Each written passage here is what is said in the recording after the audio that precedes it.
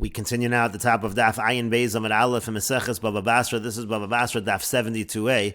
In order to understand this Amud, we should review the basic shitas in terms of Ayin Yofe and Ayin Ra. The basic shitas are as follows. You have a general machlokas between the Rabbanan and Rabbi Akiva. They argue whether mocher ba'ayin Ra mocher or whether mocher ba'ayin Yofe mocher. And that's in a case, let's say a person is selling, for example, he's selling a piece of land and he's leaving for himself the bore and the dose. And the question is, when he's selling this piece of land and leaving for himself the bore and the dose, does he also leave for himself a path, a derech to get there? And that again was a machlokas between the Rabbanan and Rabbi Akiva. The Rabbanan say mocher b'ayin Ra mocher. He's selling and he's not so generous, therefore he is leaving for himself a path. But Rabbi Akiva says no, he's not leaving for himself a path. Mocher b'ayin Yofe mocher. The person sells generously. If he wants the rights for a path, he's going to have to purchase that from the lokeach. That's a general machlokas between the Rabbanan and Rabbi Akiva in terms of mocher b'ayin Yofe mocher or mocher b'ayin Ra mocher. Then we had a statement as well, a statement of Rav Huna. Rav Huna said that if a person purchases two trees, so generally speaking, when a person purchases just two trees, he's buying only the trees and he's not buying any of the land. But what if you'd have a situation where it's the seller that's retaining for himself two trees? He's selling the land but keeping two trees. And so there Rav Huna said that essentially it's ba'ayin Ra. The mocher is selling ba'ayin Ra, and he's going to keep for himself not only the two trees but also the land because he wants to have the ability to replant. Let's say those trees would die. He wants to be able to replant those trees on the land. And the Gemara in the previous Amud suggested that Rav Huna is actually following the Rabbanan. The Rabbanan who say in general mocher b'ayin Ra mocher. That's what Rav Huna is essentially saying over here. And finally, we have the Shita of Rabbi Shimon in the Mishnah. The Shita of Rabbi Shimon in the Mishnah is different than the Rabbanan in the Mishnah in terms of makdish, in terms of sanctifying. The Rabbanan in the Mishnah had said that this entire idea of mocher b'ayin Ra mocher, that a person who sells, he sells and he does not sell generously, that applies to a seller. But if you're talking about somebody who is makdish, so then we assume that it is b'ayin Yofe, it is generously, and so therefore the person essentially would be makdish everything. He would give everything to hekdesh, even things that he normally would retain for himself. Let's say the seller would retain for himself, but a makdish does not retain that for himself. That's what the Rabbanan in the Mishnah said. And finally, the Mishnah brought the Shita of Rabbi Shimon when it comes to a person who's makdish his field. And Rabbi Shimon says that when a person is makdish his field, things that he normally does not include within the sale of the field are not included within the hekdesh. However, the exception is, let's say you have the Charav HaMurkav and the Sadan HaShikma, which is the developed carob tree and the developed sycamore tree. Those would not normally be included within the sale of a field. However, they are included in the hekdesh. They are hekdesh as well. And the Gemara in the previous Amud explained that Rabbi Shimon essentially agrees with Rabbi Akiva that when the person is makdish the field, he's makdish b'ayin Yofe, meaning he's makdish the entire field, even the area by the trees, he's being makdish that as well. And so therefore it has to be that the Charav HaMurkav and the Sadan HaShikma are also hekdesh, because if he retained those trees for himself, then essentially he would own trees that are taking nutrients from a hekdesh field, which would be problematic. And so essentially the Gemara in the previous Amud aligned the Shita of Rabbi Shimon in the Mishnah with the Shita of Rabbi Akiva, that mocher b'ayin Yofe mocher. And so the Gemara now continues, Umimotzes mukmis lo Rabbi Shimon Rabbi Akiva. Can you really say that Rabbi Shimon follows the sheet of Rabbi Akiva? And the Rashbam explains, Umimotzes mukmis lo Rabbi Shimon Rabbi Akiva ulamemar de be'ein Yofe makdish. Essentially, we're saying that according to Rabbi Shimon, the person is makdish b'ayin Yofe. He's makdish generously. That's why he's makdish all of the land as well. And that's why it is a problem if he would retain for himself the Charav HaMurkav and the Sadan HaShikma. But can you really say that? V'atanya, but we learned in a Bryce, Hikdish shlosha ilanos. Let's say a person is makdish 3 trees. Mimata asara lebeisa, and we're talking about a situation where 10 are planted in the space of a beisa. So the halacha then is harei hikdish as akarkov yeso ilanos shebeineim. He's also been makdish the land and the trees that are between them. And lafikach, therefore, keshu poda, when he then redeems, meaning to say when he's going to redeem the field from hekdish, poda beisa zera chomer saorim. He's going to redeem an area where you plant a chomer of barley seeds. B'chamishim shekel kesef, that price is going to be 50 shekel, as the Torah says that is the price of redemption for a field of hektish. We'll see the Rashbam in a moment. And the Brisa continues, Pachos mikano yoser alkein. Now let's say it's a situation where it's planted within less or more, o shehikdishon bozeh acharzer, let's say he's makdish one after the other. In those situations, hareza lo hikdish lo hakarkov v'lo esay lanos shebeinehem, he's not makdish the land and the trees between them. Lafikach, therefore, keshu poda, when he redeems redeems the trees from hektish, poda es hailanos b'shavyein. He simply redeems the trees for what they are worth.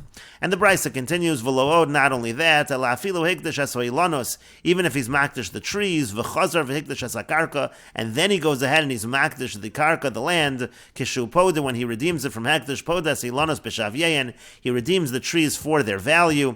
V'chozer poda beis zera chomer sa'orim b'chamishim shekel kesef. Then when it comes to the land, he follows the pricing of redemption according to the Torah, which is a base zera chomer sa'orim b'chamishim shekel kesef. And the Rashbam explains, Gimel Ilanos, again the case over here is that he's makdish 3 trees in this area of Mata Asara Lebeisa. Chashivi stei ha'ilam, when you have 3 trees, that's already considered to be like an orchard. V'hikdish karka iman, the point is in such a situation, you're makdish the land along with them. Kol hatzarech li nikasam, all of the land that these trees need for their nutrients, you're makdish that as well. Uvenetios mairi, now we're talking about young trees. The ilu bilanos zekeinim, if we're talking about the older trees, amr below yachbor the base saw tzarech lishlosha. There we say that you actually need a base saw for 3 trees, and so we're talking about the younger trees. And the Rashbam continues, Mimata Yud LeBeisa. Again, this is talking about when there are 10 that are planted within a Beisa, because these are smaller, younger trees. The point then is that it's 250 square amos for each one of the trees. Where all of this is explained in Lo Yachbor. This is the amount that each tree takes for itself, the amount of land. Now, even though when it comes to selling 3 trees, Amrinan Shiura Lakaman Bahamocher Asasvina, Vahushanitun Midalit Amos Viatazayin, we talk a different shear over there. Hasam Bidas Mocher Talia Mil. So that Gemara is talking about the intention, whatever the intention of the seller is. Vizeu Daito Lahaknos Lo, Hatzarach Lo Lakitas Peirosa Beineyan, Vachutz Lehen Kamole Ora Vasalo. That's the intention over there in that sugya. Kidamrinan Hasam, like we say over there. But over here, Biyanika Talia Milsa, everything is dependent upon Yanika, about how much land these trees need for their nutrients. And so again, in this situation, he's makdish these 3 trees, and the land comes along with that. As the Brisa continued, if there are small trees that are between them, those are also part of the hektish. And so therefore, the point of the Brisa in the first section is, Ukeshu Poda, when he then redeems these from hektish, Eino tzarach liftos ha'ilanos b'shavyein, v'hakarka kafi cheshben ha'kosav b'parsha. He doesn't need to redeem the trees according to their value and then the land according to the calculation given in the Torah.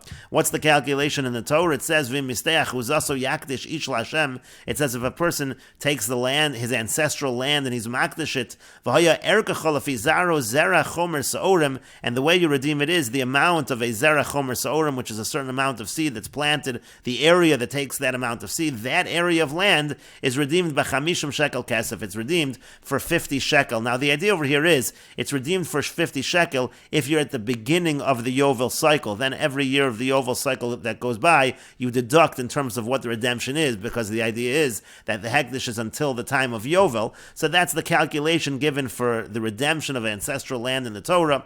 And so you don't have to do that. You don't have to do a redemption on the land and a separate redemption on the trees for their value. You can actually redeem the whole thing at once. You follow that calculation of zera chomer sa'orim benun shekel kesef, dahainu lebeis kor sela upundion lashana. What it comes out to is, it's actually a sela and a pundion. There are 48 pundion in a sela, so a sela and a little bit more per year, as we said, that's going to add up to the 50 sela, the 50 shekel. Shezeu cheshbon nun shekel kesef lemem tes shnei yovel. There are 49 years of yovel. It has to add up to a total of 50. That's why you have the added pundion. Ela sheyesh pundion yoser b'shvil hakera. However, there's one extra pundion, and that's because of the kara, which refers to the commission for the money changing. Kidim mefarish be'erchin, as is explained in Erchin. The hasel lo have elamem ches pundionin, because a sel is actually 48 pundionin, and here you're doing 49. Again, the extra is for the commission. And the Rashbam continues, Poda beis zera dechsib bekra. Again, that's the amount of redemption written in the pasuk v'misteach uzaso v'ilonos bechlal sad. And the point is, at the beginning of the brisa, the trees are included in the field. Kidenafkalel mi v'yokam stei efron. We learned that that out from the pasuk by Ephron. But pachos mikan, but let's say it's less than that, meaning you have the trees in less space. Choshev yar v'sofu litalish, that's considered like a forest. These are going to be uprooted. O yoser mikan, or let's say it's more land than that. Ein hakarka tzarich land, meaning the karka doesn't need that amount. V'havik makdish ilon echad she'eno makdish karka. That's like being makdish just one tree where the karka, the land, doesn't come along with it. V'chi agavna nami tanya gabi mocher gimel ilonos beperak hamocher es asvina. We say similarly in the Brisa by selling 3 trees, a similar kind of idea. And the Rashbam continues, Bazah charzeh, let's say you do one after the other, meaning lo haya daito lahakdish karka, he didn't have in mind to be makdish the karka. So in all of those cases, so then podim b'shavyein, in all of those scenarios, you redeem the trees separately at their worth. Kedin kol hektish like all hektish. Shalom nemar cheshbon chamishim shekel kesef el b'makdish stei achuza. The halach of chamishim shekel kesef, that calculation, that price given by the Torah, that's only by somebody who's makdish his ancestral field. Avol be'ilan below karka lo nemar, but let's say it's a tree without the karka. So then we don't say that amount. Then you're just poda. You redeem according to what it's worth. And then the Brisa said, "V'lo oda lafilu hikdash asoilanos v'chazar v'hikdash askarka." Even if he was makdish the trees and then the land, meaning as follows: Lomi boy hechad hikdash asoilanos bazachar. That we don't even need to say in a case where he was makdish the trees one after the other. V'shuv lo hikdash askarka, and then he wasn't even makdish the land at all. To podan b'shavyein. Obviously, there you redeem the trees according to their worth. Even if he did go ahead and he was makdish the land after he was makdish the trees one after the other, he doesn't redeem them together with the land. Because of the original, when he was originally makdish, it was according to their value. And when then he goes ahead and he subsequently is makdish the land, he's going to have to redeem the land according to the calculation of the Torah, a sell and a pundion per year.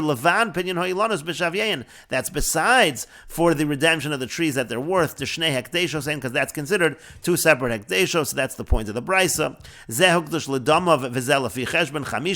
This one according to its value, the trees, and this one the field according to the calculation, the price of the Torah. We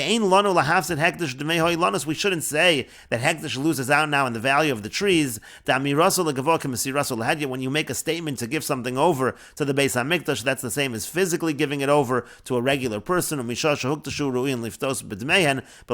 moment the person was makdish just the trees, now the halacha should be that he has to redeem them according to their value, even not taking into account the land. And the Gemara continues, Moni, who is the author of this particular brisa? And the Rashbam explains, Moni hach brisa, this brisa that we just quoted above, to katani podon b'shavyein, because what does it say in the brisa?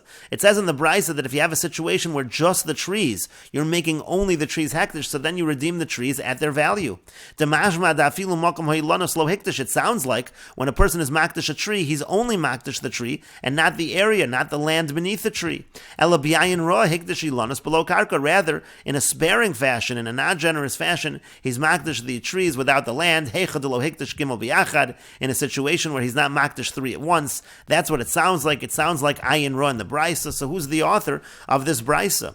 Rabbi Akiva, if you're going to say that the author of the brisa is Rabbi Akiva of the Mishnah, ha'amar mocher b'ayin yafa mocher, but Rabbi Akiva says that in general, when a person sells, he sells generously. V'chol shekein makdish, and as we said, that should certainly be true by someone who's makdish. He's makdish generously.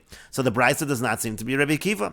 And Rabbanan, if you're going to say it's the Rabbanan, ha'amri mocher hu b'ayin ra mocher. The Rabbanan say that the seller is the one that doesn't do it generously. Avol makdish, but when it comes to a makdish, that was the whole point of the Bamed Devarim Amurim in the Mishnah. A makdish is b'ayin yafa makdish. Someone who's makdish does actually do it generously. So in terms of the general machlokus between Rabbi Akiva and the Rabbanan in the Mishnah, that does not seem to be the author of this brisa. And so the Gemara continues, Elapshita Rabbi Shimon, you obviously have to say that this brisa follows Rabbi Shimon. Again, Rabbi Shimon in the Mishnah said that when a person is makdish a field, he is not makdish the items that he normally does not sell along with those fields, except for the Charav HaMurkav and the Sad and Hashikma. And so you'll say Rabbi Shimon is the author of this brisa. But then the question is, what exactly does Rabbi Shimon hold? For Rabbi Shimon, Aliba Daman, Rabbi Shimon, who does he follow? Aliba to Rabbi Akiva, if you're going to say that Rabbi Shimon follows Rabbi Akiva, and that's what we said at the top of the summit, in the previous summit, we said that Rabbi Shimon in general follows Rabbi Akiva, but that's still not going to work for this brisa. Ha'amar mocher b'ayin yafa mocher. Again, Rabbi Akiva says when a person sells, he sells generously. V'chol shekein makdish, and as we said, that's certainly true by a makdish, and that does not seem to be true in this brisa. This brisa does not seem to be that he's makdish generously. So elab shita, rather, you obviously have to say aliba de rabbanan. You obviously have to say that Rabbi Shimon is following the rabbanan in general. Because Rabbi Shimon holds ki hechi de mocher b'ayin ra mocher. Just like a person when he sells sparingly. He does not sell generously. Makdish nami b'ayin ra makdish. You're going to have to say that Rabbi Shimon actually holds that when a person is makdish, he's doing it b'ayin ra. He's not doing it generously. Umeshayer ara, and he's leaving for himself some land. Again, he's not doing it generously. And the Rashbam explains that Lapshita Rabbi Shimon, he obviously, you have to say this brayso is Rabbi Shimon, D'shaminon lebe masnisin, because what do we see from Rabbi Shimon in the Mishnah? The mashvi din mocher kemakdish, that he says a seller is the same thing, a makdish is the same as a seller. Shelo hikdish bor, vidos, vegas, veshovach bechlal sada. Just like when a person sells a field, he doesn't include various items like the bor and the dos and the gas and the shovach. The same is true by a makdish. He does not include these items. V'yashmi'inon hochen, and we're teaching over here, the svir leinami, the mikol v'kol have a makdish ba'ayin ra, that really, when it comes to somebody who's makdish, it's all done not generously. The heicha the makdish ilan lo hikdish mekom, when a person is makdish a tree, he's not makdish the area of the tree. And so then we have to clarify for Rabbi Shimon ali b'deman, who is Rabbi Shimon following in general, me rabosav of his rabbeim, sharein mitalmidei Rabbi Akiva haya, because Rabbi Shimon is one of the students of Rabbi Akiva. Kidamina, like we say, ad shabar Rabbi Akiva etzel raboseinu shabedarim v'shana lehem Rabbi Yehuda, Rabbi Meir, Rabbi Yosef, Rabbi Shimon, Rabbi Nechemiah. These are the list of the talmidim of Rabbi Akiva, Rabbi Shimon among them. And elab shita aliba derabanan Rabbi Akiva. Now you can't say he's following Rabbi Akiva, as we said, because that would mean that it's done generously. It has to be he's following the rabbanan. V'haiba medvar mamurim b'mocher. Now, when the Mishnah said that only the seller, according to the rabbanan, only the seller is the one who does it b'ayin ra, but the makdish does it generously rather. Rabbanan Rabbi Shimon ka'amrei. So the idea will be as follows. That's the rabbanan who argue on Rabbi Shimon. That's their explanation of the rabbanan. Avol Rabbi Shimon, but according to Rabbi Shimon, ki hechi de pligi rabbanan v'Rabbi Akiva b'mocher. Rabbi Shimon would say, just like the rabbanan and Rabbi Akiva have a general machlokas by a sale, whether it's done generously or not, pligi nami b'makdish, Rabbi Shimon happens to hold that they argue also by makdish.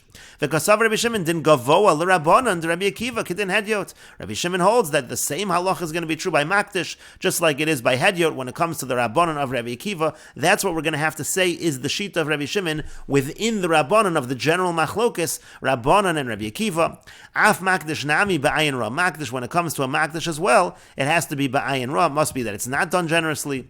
Alma lo motzes l'trutze le'el. And so therefore the whole point of this Gemara is to say, you can't say what we answered earlier. What did we answer earlier? We said that Rabbi Shimon, I'll leave with Rabbi Akiva. We said Rabbi Shimon is following Rabbi Akiva. The whole point of the Gemara in the previous Amud was to say that Rabbi Shimon is following Rabbi Akiva, and Rav Huna is not following Rabbi Shimon, he's following the Rabbanan. When Rav Huna made his statement, he wasn't following Rabbi Shimon. Rabbi Shimon was following Rabbi Akiva, that it's done generously. But you can't answer that anymore, because Rabbi Shimon apparently is holding that it's done not generously. V'hadran kushin kamaisa leduchta. So now we have to go back to our original question. This was really a question, it all started on Rav Huna. T'shamina leila Rabbi Shimon dahamakdish es hasada. Because what does Rabbi Shimon say? He says a person who's makdish a field, hikdish charav, he's also makdish the carob tree, mishum yanika sada hektish, because of the fact that otherwise, if he wasn't makdish, then it's taken from the field of hektish. The lo shayir ara liatzmo l'tzorech hacharv. He's not leaving for himself land for the purpose of the carob tree. Ela ba'ayin yafa hektish. Rather, it seems to be he's doing generously. V'hu adin l'mocher, and the same would be true by a mocher, by a sale. That was Rav Huna's case. The shayir ilanos l'fanav, that the seller who's leaving the trees for himself, it would seem to be the same idea. V'kash Rav Huna, and that's difficult according to Rav Huna, because again, Rav Huna said that the person is in fact leaving for himself some of the land, and that was the question on Rav Huna that we asked from the sheet of Rabbi Shimon. And the Rashbam continues, Umiyu, and nevertheless, Rabbi Shimon nami kasha didei adidei. The truth is, we're asking it, formulating it as a question on Rav Huna. It's really just a contradiction within Rabbi Shimon, the Rashbam says. Kideparach lekamon, as we're going to explain later on. Dela'el amar ayin yafa gabi hikdash, because earlier, Rabbi Shimon actually said ayin yafa. He said that it's done generously. That's the whole point. When it comes to this case of hektish, he's saying it's done generously, and that's why you have a problem with the charav and the sad and hashikma. V'hacha islay ayin run. Over here in this brisa, the whole point is that it's not done generously. Since it's not done generously, it's only the tree, and you redeem only the tree. So really, you have a simple contradiction here within the sheet of Rabbi Shimon. Right now, we're just asking it on Rav Huna, because again, the Gemara had asked a question question on Rav Huna and said that they asked the question on Rav Huna from Rabbi Shimon, and the Gemara had answered that Rabbi Shimon is following Rabbi Akiva and Rav Huna is following the Rabbanan, so we're asking it on Rav Huna. Umeskavin lahamid kushya rishona shatir tzrav Huna v'Rabbi Shimon k'Rabbi Akiva v'anu hamanu deles leiha Rabbi Akiva v'tahadr kushya laduchta. Because again, originally the Gemara had said that Rav Huna was not following Rabbi Shimon was following Rabbi Akiva. Now we seem to be saying Rabbi Shimon is not following Rabbi Akiva, and that's the basis of the question on Rav Huna. But again, it's really a contradiction within Rabbi Shimon as well. And we will continue with this discussion in the next video on Daf Ayin Beis Amud Beis.